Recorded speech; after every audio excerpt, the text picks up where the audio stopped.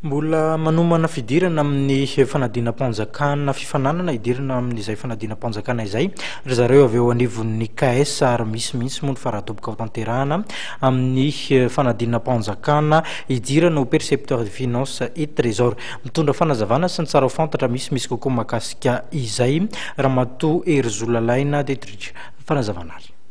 Ny KS aloha zany ny antony atongavany eto aloha zany dia hoe ny KS hitondra fanitsiana kely amin'ny zavatra ny teneny Andriamatoa Radanoira Julien.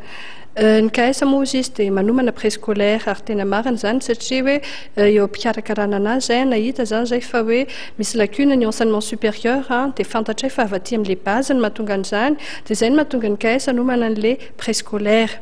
Manaraka izany dia hoe ny KS tsy manomana concours administratif eo angamba ny hitondrako fanitsiana hoe ny KS dia tena mbola manomana ny concours administratif na dia hoe misy ary ny pré-KS ankehitriny satria manko ankehitriny zany dia nisaraka roa ny KS misy ny KS dia misy ny pré-KS. Ny KS moa zany izay tantanako Ramatoa Lalaina Diotriche Gabrielle dia misy ny pré-KS izay tantanany Andriamatoa Radanoira Julien. Izy io moa zany dia hoe samy manana ny antro azy izy manana ny anazy ary ny KS dia mbola tantanako ankehitriny.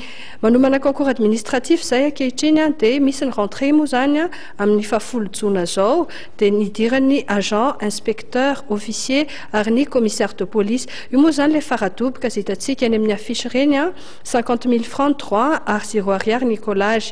Manaraka izany misy ihany koa ny rentrée vaovao izay ataonay amin'ny 12 juin zao. Dia izy indray ho an'ny percepteur des finances sy ny comptable du trésor. Ny percepteur des finances moa zany dia hoe manana bac plus 2 ary ny comptable du trésor manana bac. Ka ho antsika zany izay hanomana ny fanadinana io ny KS dia mbola manomana ny fanadinam-panjakana.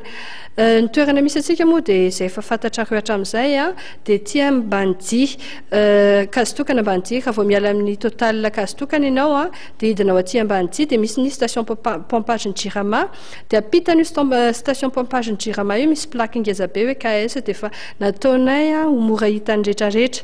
Ny numéro de téléphone ny KS tsy niova ihany koa dia ny 033 71 855 67 sy ny 034 41 457 43.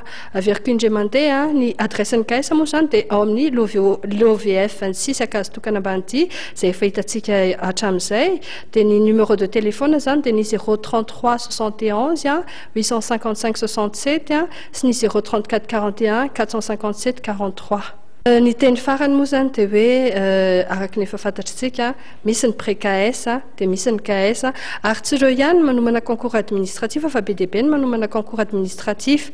Dia miteny antsika mpianatra zany hoe mahaiza misafidy amin'ireo izay centre hanomananareo an'ilay concours administratif. Fantaro tsara hoe aiza ny tena mahafaka anareo, aiza ny tena hoe azahoanareo toky fa ahafahanareo amin'ilay fanadinana izay ho atrehanareo.